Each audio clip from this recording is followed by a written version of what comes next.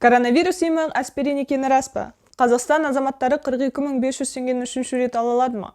Мұнай компаниясының 51% акциясы Қытайға сатылды деген ақпарат шындыққа қаншалықты сай?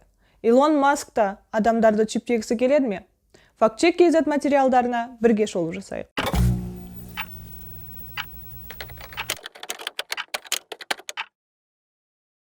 $42.500 үшінші рет береді екен деген ақпарат тарап жатыр. Ресми органдардан мұндай хабар айтылмаса да, біраз адам үміттеніп қалғаны рас. $42.500 төтенше жағдай кезінде кірісінен айырылған азаматтарға мемлекеттік әлеуметтік сақтандыру қорынан берілетін қаржылай көмек. Ал елдегі төтенше жағдай 11 мамырда аяқталғаны себепті әлеуметтік көмекке өтініш беру де тоқтатылған. Яғни $42.500 үшінші рет берілмейді. Илон Маск Neuralink жобасы аясында бір жылға жетпейтін уақытта адамға ми мәселелерінің барлығын түзей алатын имплант енгізуді мүмкін екенін мәлімдеді.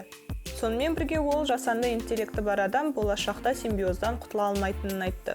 Илон Масктың өзі мамырдың басында жоспарлары туралы подкаст жүргізушісі Джо Роганға айтты. Шынымен әңгіме диаметрі шамамен 2,54 см болатын Neuralink құрылысымен байланысқан иілгіш шип тәрізді электрон импланттарды адам миына енгізу операциясы туралы болып отыр.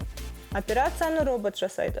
Бірақ құрылғының медициналық және сәйкестендіру немесе таңбалау мақсатында адамдарды чиптеуге мүлдем қатысы жоқ. Әлеуметтік желілерде Қырғызстанда жылқылардан ауру шығыпты. Базардан ет алмаңыздар. Бұл етті Бішкектен Нұрсұлтан мен Алматыға алып кетіп жатыр деген мәтіндегі жазба мен бұл жылқыларда коронавирус болуы мүмкін деген болжамдағы аудио хабарлама тарап жатыр. Қырғызстандағы фактчек сайтының жазуынша, Ыстықкөл облысының ветеринарлық инспекциясының директоры Бақыт Шарапов жылқылар арасында ауру пайда болғанын растаған. Бақыт Шараповтың сөзінше, жылқылардан алынған сараптама нәтижесіне сай COVID-19 вирусы жануарлардан табылмаған. Статистика комитетінің 2020 жылдың қаңтар-наурыз айларындағы Еуразиялық экономикалық одағына мүше мемлекеттер мен Қазақстан Республикасының өзара тауарлар саудасы мен сыртқы сауда туралы деректеріне сенсек, жылдың басынан бері Қазақстанға Қырғызстаннан ет импортталмаған.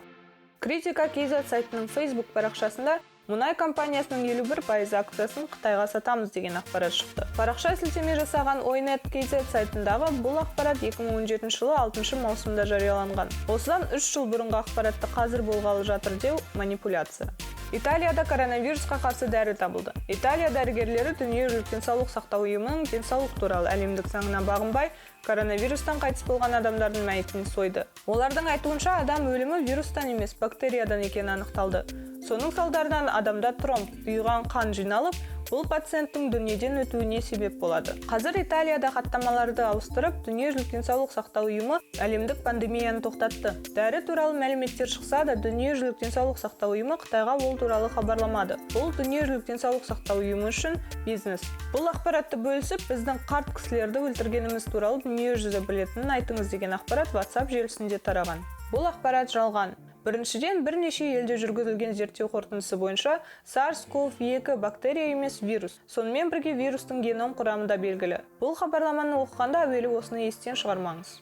Екіншіден, зерттеуде өкпе тромбозы пневмониямен бірге коронавирустың пайда болуына себеп болатын ауру екені жазылған. Зерттеу ғылыми сараптамадан өтпеген. Сол себепті оның қорытындысы туралы шешім әлі шықпады. Үшіншіден, зерттеуде COVID-19-ды емдеу хаттамасының өзгергені туралы ақпарат жоқ. Ал дүниежүзілік денсаулық сақтау ұйымы пандемияны тоқтату жайлы хабарламады. Коронавирусқа қарсы вакцина әлі табылмады. Хабарламада коронавируспен күресудің әдісі, яғни оны емдеудің жолы антибиотиктер, қабынуға қарсы препараттар және антикоагулянттар. Соның ішінде ең әуелі аспирин делінген. Бұл жалған және манипуляция. Біріншіден, аспириннің коронавирусқа шалдыққандар үшін пайдасы немесе зияны әлі дәлелденбеді. Вирусқа қарсы аспириннің пайдасы бар деп нақты айтуға болмайды. Екіншіден, антибиотик бактерия инфекциясын емдеуге ғана арналған. Ол вирусқа қарсы көмектеспейді. Сондықтан оны емдеу үшін антибиотик тиімсіз. Антибиотикті COVID-19-ның алдын алуға және оны емдеу үшін қолдануға болмайды.